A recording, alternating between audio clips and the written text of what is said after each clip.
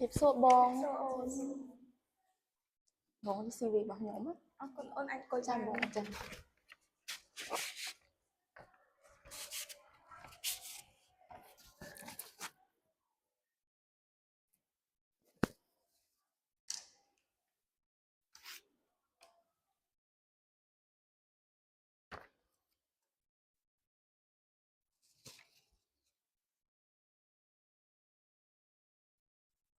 ចឹងអូនអាចចាប់ផ្ដើមបាន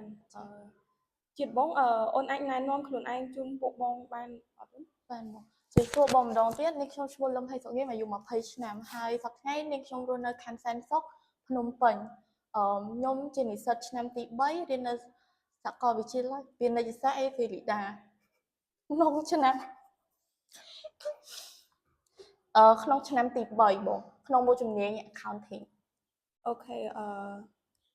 តើថ្ងៃនេះបងអូនមកហ្នឹងដាក់ពាក្យលើមុខតំណែងមួយណាដែរចាបងប្អូនមកនេះដាក់ពាក្យក្នុងមុខតំណែងផ្នែក sale បងតើអូនឃើញការប្រកាសជ្រើសរើសបុគ្គលិករបស់បងហ្នឹងតាមរយៈណាដែរអូនខ្ញុំឃើញការប្រកាសជ្រើសរើសបុគ្គលិករបស់បងតាមរយៈ Facebook បងពេលហ្នឹងឃើញបង post announcement ពីការរកពេលហ្នឹងឃើញបង post ពី announcement ហ្នឹងបងអូខេហើយតើបងអូនធ្លាប់មានបទពិសោធន៍ខាងផ្នែកហ្នឹងពីមុនមកអត់បងចំពោះផ្នែកហ្នឹងហ្មងខ្ញុំមកធ្លាប់មានទេប៉ុន្តែខ្ញុំធ្លាប់ធ្វើការជា customer service បងនៅក្រុមហ៊ុនវីរៈប៊ុនថាំក្នុងរយៈពេល1ខែហ្នឹងតែ1ខែជាអ្នកហាត់ការបងអញ្ចឹងតួនាទីរបស់ខ្ញុំធ្វើនៅពេលហ្នឹងគឺទទួលបញ្ញាពីអតិថិជនដាក់ទៅកាន់ទីតាំងដែលគាត់ចង់ផ្ញើទៅហើយទី2ហ្នឹងគឺឆែកអីវ៉ាន់ជូនអតិថិជននៅពេលដែលគាត់ដាក់អីវ៉ាន់ហើយអត់ទាន់ឃើញអីវ៉ាន់ហ្នឹងទៅដល់ទីតាំងហើយនៅពេលខ្លះខ្ញុំក៏ចូលទៅក្នុង call center ដែរបងគឺតែអតិថិជនឲ្យគាត់មកទទួលអីវ៉ាន់នៅសាខានៅពេលដែលអីវ៉ាន់របស់គាត់ហ្នឹងបានមកដល់ទីតាំងណាអូខេបងសុំសួរអូនមួយសំណួរហេតុអ្វីបានជាអូនចង់ធ្វើការនៅក្រុមហ៊ុនរបស់បងចាបងបានជាខ្ញុំចង់ធ្វើការនៅក្រុមហ៊ុនរបស់បងដោយសារតែខ្ញុំស្រឡាញ់ខាងវិស័យលក់កៅអៅហ្នឹងហើយខ្ញុំគិតថា vibe នៅក្រុមហ៊ុនរបស់បងហ្នឹង fit ជាមួយ style របស់ខ្ញុំចឹងទៅខ្ញុំចង់ធ្វើការនៅហ្នឹងហើយណាមួយខ្ញុំក៏ជា fan ម្នាក់ដែលគ្រប់គ្រងនៅក្នុងហាងរបស់បងដែរអញ្ចឹងខ្ញុំចង់ធ្វើការនៅហ្នឹងបងអូខេអញ្ចឹងបងសួរអូនមួយទៀតអូនអាចរៀបរាប់ពីចំណុចខ្លាំងក៏ដូចជាចំណុចខ្សោយរបស់អូនបានណាចាបងសម្រាប់ចំណុចខ្លាំងរបស់ខ្ញុំគឺខ្ញុំមានភាពស្មោះត្រង់តស៊ូព្យាយាមក្នុងការងារដែលខ្ញុំធ្វើនឹងហើយមានការទទួលខុសត្រូវខ្ពស់ទៅលើអីដែលខ្ញុំធ្វើហើយចេះជួយយកអាសាអ្នកដទៃបងហើយចំណុចខ្សោយរបស់ខ្ញុំវិញគឺខ្ញុំរៀងអៀនតិចនៅពេលដែលជួបមនុស្សថ្មីប៉ុន្តែខ្ញុំចង់ធ្វើផ្នែកលក់នឹងអញ្ចឹងបាទខ្ញុំដាក់ពាក្យមកធ្វើនៅនឹងហើយណាមួយខ្ញុំចង់វឹកហាត់ខ្លួនឯងហ្នឹងកុំឲ្យមានភាពអៀនខ្មាស់ទៀតនៅពេលដែលនិយាយទៅកាន់មនុស្សថ្មីដើម្បីឲ្យខ្លួនឯងមានទំនុកចិត្តខ្ពស់ជាងហ្នឹងអូខេអូនអញ្ចឹងមុននឹងអូន apply ក៏ដូចជាដាក់ពាក្យមកលើមុខតំណែងមួយនេះតើអូនមានបានដឹងពីតួនាទីអីខ្លះអត់លើមុខតំណែងមួយហ្នឹងចាបងសម្រាប់តួនាទីនៅក្នុងមុខតំណែងមួយនេះគឺទី1គឺទទួលរាក់ទាក់ស្វាគមន៍ទទួលរាក់ទាក់ទៅដល់អតិថិជនអញ្ចឹងធ្វើឲ្យអតិថិជនហ្នឹងគាត់មានអារម្មណ៍ថាកក់ក្ដៅនិងមានភាពរីករាយនៅពេលដែលគាត់បានមក shopping នៅក្នុងហាងរបស់យើងទី2ហ្នឹងគឺគ្រប់គ្រងនៅក្នុងហាងហ្នឹងឲ្យមានសណ្ដាប់ធ្នាប់មានរបៀបរៀបរយអញ្ចឹងមិនថានៅក្នុងហាងកន្លែងព្យួរកៅអៅឬក៏កន្លែង fitting room ទេធ្វើតែឲ្យមានភាពស្អាតបាតហើយមួយទៀតគឺរៀបសម្លៀកបំពាក់ទៅតាមvibe នីមួយរបៀបថាដូចខាងប្រពៃណីផ្សេងខាងទៅដើរលេងផ្សេងហើយទៅតាមទំហំនិងsize បងទៅតាមទំហំបងអូខេអូនបងសុំថែមមួយទៀតឧទាហរណ៍ថាបើអូនជាប់នៅក្នុងក្រុមហ៊ុនរបស់បងតើអូនរំពឹងថានឹងបានប្រាក់ខែប៉ុន្មានដែរចាបងសម្រាប់ការរំពឹងលើប្រាក់ខែហ្នឹងគឺខ្ញុំរំពឹងចន្លោះពី270ទៅ290បងអញ្ចឹងជាចុងក្រោយបងចង់ឲ្យអូនជាចុងក្រោយបងអូនអាចមានសំណួរអីសួរខាងពួកបងចាបងខ្ញុំមានមួយគឺចង់ដឹងថាបើសិនបើខ្ញុំបានជាប់នៅហាងប្របងហ្នឹងតើនៅក្នុងក្រុមហ៊ុនហាងប្របងហ្នឹងមានគោលការណ៍ឬវិន័យអីខ្លះអូខេសំណួរនេះល្អអញ្ចឹងបងចង់បញ្ជាក់អូនដូចគ្នាចំពោះក្រុមហ៊ុនបងគោលការណ៍របស់ក្រុមហ៊ុនគឺជាប្រភេទឯកជនអូនអញ្ចឹង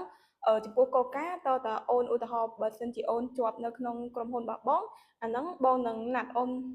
មកម្ដងទៀតដើម្បីចុះកិច្ចសន្យាក៏ដូចជានឹងព បញ្យល់ប្រាប់ពីគោលការណ៍និងតួនាទីអីផ្សេងៗអញ្ចឹងហើយអូនមានតែប៉ុណ្ណឹងឬមួយនៅថែមទៀតដែរ ចាតែប៉ុណ្្នឹងឯងបង អរគុណចាអញ្ចឹងអូនអាចសម្រាប់បានអរគុណអូន ចាអរគុណបង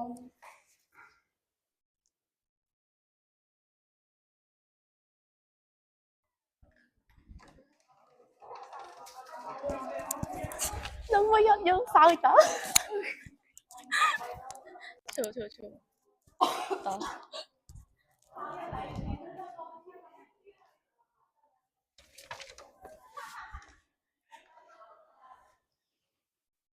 ំរាបសួរ សូមអង្គុយបាន បងនេះគឺជា CV បងខ្ញុំបង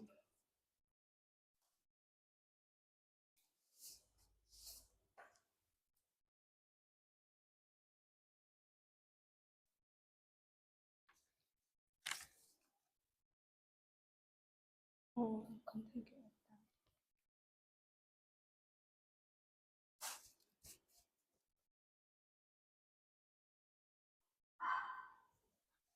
អូខេអញ្ចឹងអូនអាចចាប់ផ្ដើមបាន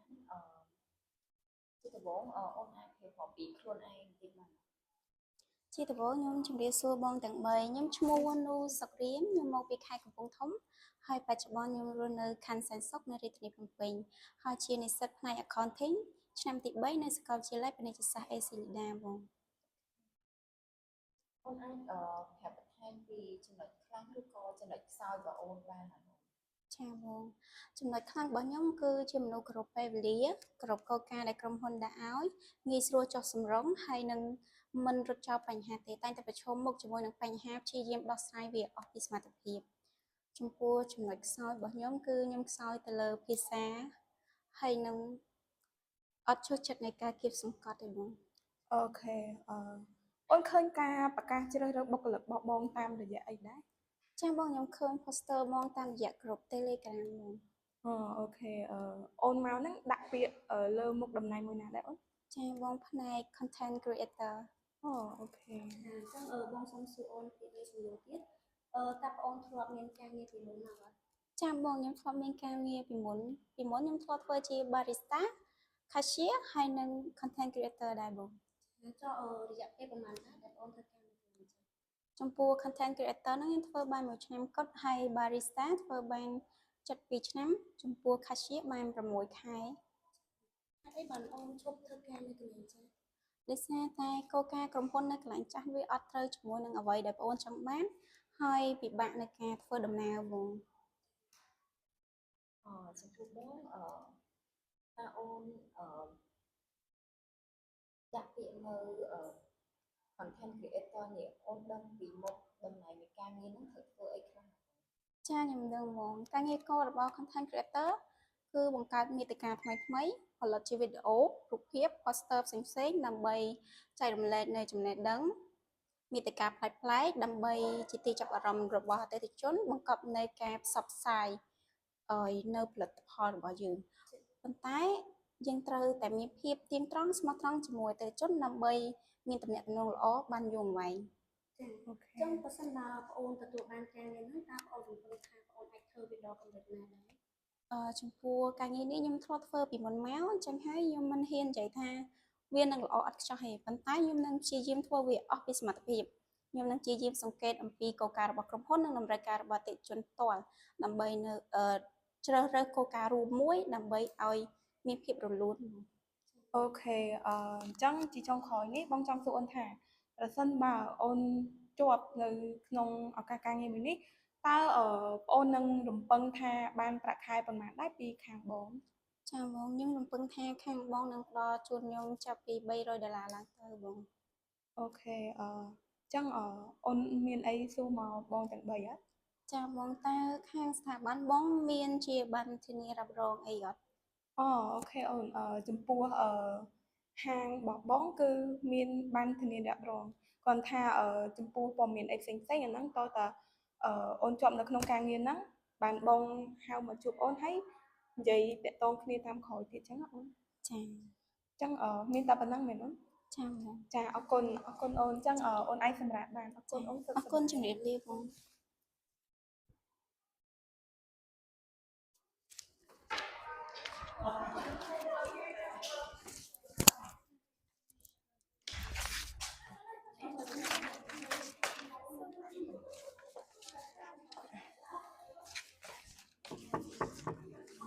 ចូលបានអូន ជម្រាបសួរបង ជំរាបសួរអូនអង្គុយបា បង ន សម្រាប់ CV ចា៎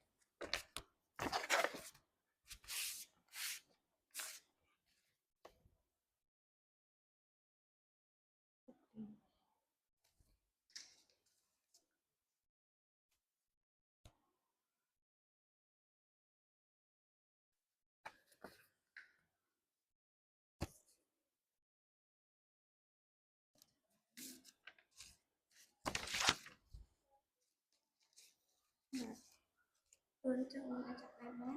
អូនអាចណែនាំខ្លួនឯងឲ្យបងបន្តិចបាន ចាបងបានចាដំបងជម្រាបសួរបងខ្ញុំឈ្មោះជឹងសារ៉េនសប្តាហ៍ខ្ញុំរស់នៅភ្នំពេញខ្ញុំមានអាយុ21ឆ្នាំខ្ញុំសិក្សានៅសាកលវិទ្យាល័យពាណិជ្ជសាស្ត្រអេស៊ីលីណាជានិស្សិតឆ្នាំទី3បងផ្នែកគណនេយ្យខ្ញុំចំណង់ចំណូលចិត្តរបស់ខ្ញុំគឺខ្ញុំចូលចិត្តគិតលេខអានសៀវភៅហើយពេលតនេចូលចិត្តស្ដាប់ចម្រៀងបង តើបងអូនឃើញការជ្រើសរើសបុគ្គលិករបស់បងតាមរយៈអ្វីដែរ ចាបងខ្ញុំឃើញការជ្រើសរើសបុគ្គលិករបស់បងនឹងតាម Facebook page របស់ក្រុមហ៊ុនបងចា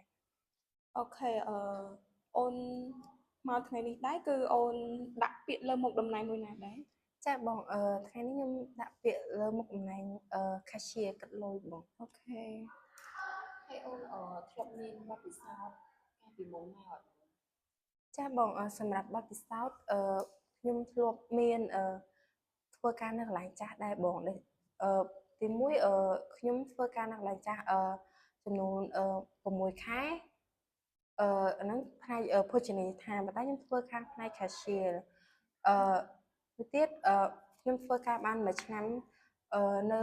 ក្នុងហាងកាហ្វេមួយបងនៅផ្នែក cashier ដូចគ្នា អញ្ចឹងបងសុំសួរអូនប្រហែលពី3សំណួរទៀត ចា តើអូនដឹងអ្វីពីអំពីមុខតំណែងដែលបងបានដាក់នេះ ចាបងសម្រាប់ផ្នែក cashier ហ្នឹងទូនទីហ្នឹងគឺកត់ត្រាចំណូលចំណាយចំណូលគិតលុយពីអតិថិជនកត់ពីប្រាក់ចេញចូលរបស់ក្រុមហ៊ុនហើយរក្សាសុវត្ថិភាពប្រាក់កត់ត្រាពីប្រាក់ប្រចាំថ្ងៃបង ចា៎ចឹងបងអាចរៀបរាប់ពីចំណុចខ្លាំងនិងចំណុចខ្សោយរបស់បង ចំណុចខ្លាំងរបស់ខ្ញុំខ្ញុំគិតលេខបានលឿនហើយខ្ញុំជាមនុស្សឧស្សាហ៍បង ចំពោះចំណុចខ្សោយ ចំណុចខ្សោយរបស់ខ្ញុំខ្ញុំអត់សូវជំនាញខាងEnglish ប៉ុន្មានទេបងអង់គ្លេសអត់សូវជំនាញនិយាយអង់គ្លេសតែតំណែងឲ្យបានធម្មតាបង អូខេអញ្ចឹងបងចង់សួរអូនថាចំពោះមុខតំណែង cashier ហ្នឹងប្រកាសណាស់ភាគច្រើនគឺមិននិយាយទៅមិននិយាយភាគច្រើនទេគឺតាមការបងឃើញជាក់ស្ដែងគឺអាចនឹងមានបញ្ហាក៏ដូចជាជួបបញ្ហាអីផ្សេងៗមួយភ្ញៀវ ចា៎ ហើយបើសិនជាអូនជួបនៅកលៈទេសៈបែបហ្នឹងតើអូនដោះស្រាយជាមួយនឹងភ្ញៀវបែបណាដែរ ចាបងហ្មងបើសិនជាភ្ញៀវគាត់បាញ់លុយលើសឬក៏គាត់ចង់បានលុយហ្នឹងត្រឡប់មកវិញអញ្ចឹងខ្ញុំត្រូវធ្វើឯកសារទៅខាងថ្នាក់លើដើម្បីឲ្យគាត់វេលុយហ្នឹងត្រឡប់ទៅខាងភ្ញៀវវិញប៉ុណ្ណឹងចា ហើយទូមួយទៀតហេតុអ្វីបានជាអូនចង់ធ្វើការនៅហាងបងដែរ ដោយសារខ្ញុំឆ្លាញ់ខាងកៅអៅហើយខ្ញុំក៏ចង់ធ្វើការនៅកន្លែងបងដែរដើម្បីនិយាយទៅបានបទពិសោធន៍ថ្មីមួយទៀតអាចថាប្រាក់ខែច្រើនដែរអញ្ចឹងខ្ញុំក៏មានចំណង់ចំណូលចិត្តខាងកៅអៅចង់ធ្វើការនៅកន្លែងហាងបង អូខេអូនអញ្ចឹងបើអូនជាប់នៅកន្លែងហាងបងហ្នឹងតើអូនរំពឹងថានឹងបានប្រាក់ខែប៉ុន្មានដែរពីក្រុមហ៊ុនរបស់ សម្រាប់បទពិសោធន៍ខ្ញុំអាចថារៀងច្រើនដែរខ្ញុំគិតថាខ្ញុំអាចបានប្រាក់ខែចាប់ពី260ឡើងទៅបង អូខេអញ្ចឹងអស់ហើយបងមានតែប៉ុណ្្នឹងហើយអូនមានសំណួរអីចង់សួរមកខាងបងហើយ សម្រាប់សំណួរខ្ញុំចង់សួរថាស សម្រាប់មួយថ្ងៃហ្នឹងតើមានម៉ោងសម្រាប់បុគ្គលិកឬក៏មានប័ណ្ណធានារ៉ាប់រងសម្រាប់បុគ្គលិកអីអត់បង មានអូនចំពោះក្រុមហ៊ុនរបស់យើងគឺរយៈពេលធ្វើការគឺដូចអូនបានឃើញនៅក្នុង poster ហើយ ចា៎ ពីម៉ោង8ដល់ម៉ោង5ល្ងាចតែ ចា៎ ចន្លោះពេលព្រឹកយើងអាចធ្វើពីម៉ោង8ដល់ម៉ោង11ហើយយើង ចា៎ សម្រាកកន្លះម៉ោងក៏ដូចជា40នាទីនៅ ចា៎ ចា៎ ឧទាហរណ៍ត្រឹមម៉ោង11អញ្ចឹងយើងសម្រាកញ៉ាំបាយញ៉ាំអីសិនទៅបន្ទាប់មកគឺញ៉ាំបាយហើយរយៈពេលកន្លះម៉ោងឬមួយ40នាទីហ្នឹងយើងអាចចូលធ្វើការវិញបានហើយចំពោះធានារ៉ាប់រងវិញគឺខាងបងបងមានគាត់ថាចំពោះកូកាឬមួយអីផ្សេងៗអាហ្នឹងតើតើអូនជាប់ជាបុគ្គលិកពេញសិទ្ធិហើយអាហ្នឹងបានបងហៅអូនមកចូលកងត្រាក៏ដូចជានិយាយប្រាប់អូនតាមក្រោយទៀតចឹងណា ចា ហើយ បង អូនមានតែប៉ុណ្្នឹងទេ ចាមានតែប៉ុណ្្នឹងទេ ចាអរគុណអូនចឹងបងមានប៉ុណ្្នឹងអរគុណអូន អរគុណ ជម្រាបលាអរគុណ ចាអរគុណចាបង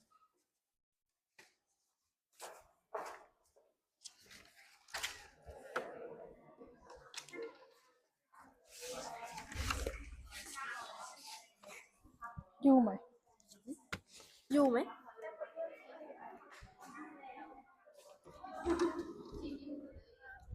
ជំរាបសួរបង ស្ដីអូនអង្គុយបានអូខេ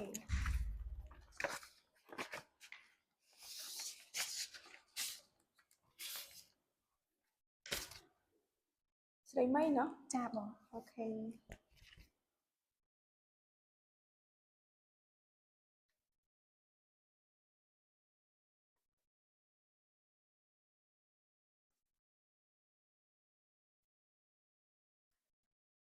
ជាដំបូងអូនអាចណែនាំខ្លួនមកកាន់បងសិន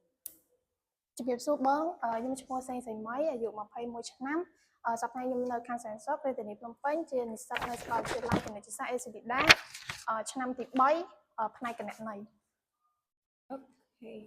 ចឹងតើអូនឃើញការជ្រើសរើសបុគ្គលិករបស់បងតាមរយៈអីដែរអូន ខ្ញុំឃើញការជ្រើសរើសបុគ្គលិករបស់បងតាមរយៈ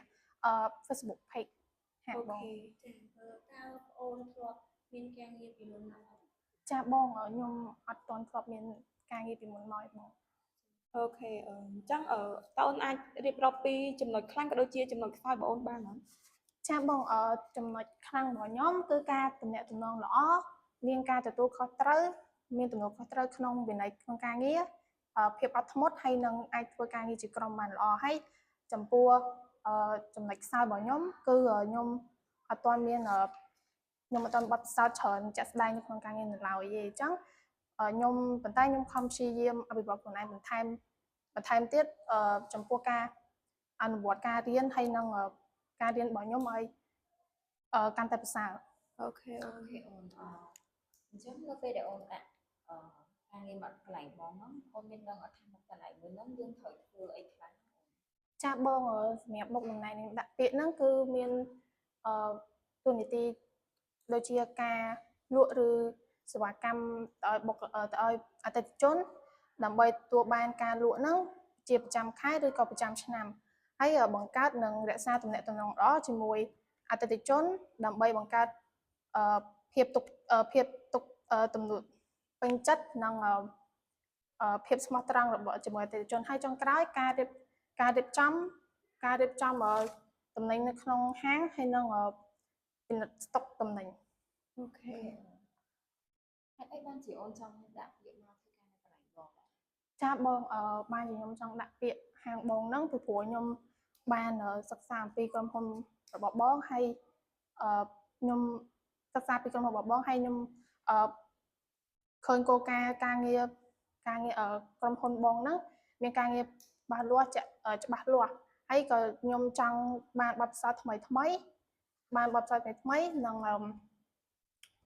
ខ្ញុំចង់អនុវត្តចំណេះដឹងដែលខ្ញុំបានរៀនកន្លងមកនេះ អូខេអូនអញ្ចឹងបងសួរមកសំណួរទៀតតើបើសិនបើអូនជាប់នៅក្នុងក្រុមហ៊ុនរបស់បងលើមុខតំណែងមួយហ្នឹងតើអូននឹងរំពឹងថាបានប្រាក់ខែប៉ុន្មានដែរពីខាងបង សម្រាប់ប្រាក់ខែខ្ញុំអត់រំពឹងពីខាងបងអត់ទាមទារខាងបងទេប៉ុន្តែខ្ញុំចង់ឲ្យបងមើលទៅការបត់បែនរបស់ខ្ញុំបត់បែនសមត្ថភាពរបស់ខ្ញុំនៅក្នុងការងារ អូខេអូន ចាជាចុងក្រោយបងមានសំណួរអ្វីសួរ អឺចាបងខ្ញុំចង់សួរថាតើនៅពេលដែលក្រោយបងអូនសម្ភារចប់ហ្នឹងខាងបងនឹងជូនដំណឹងបងអូនវិញនៅពេលណាដែរ អូខេអូនចំពោះព័ត៌មានមួយហ្នឹងខាងហាងបងអាចថារយៈពេលពី2ទៅ3ថ្ងៃនឹងជូនដំណឹងទៅអូនតាមក្រោយ ចាបង ចាអញ្ចឹងមានតែប៉ុណ្្នឹងទេអូន ចាបង ចាអញ្ចឹងអរគុណអូនអាចសម្រាប់បានអរគុណអូនអរគុណ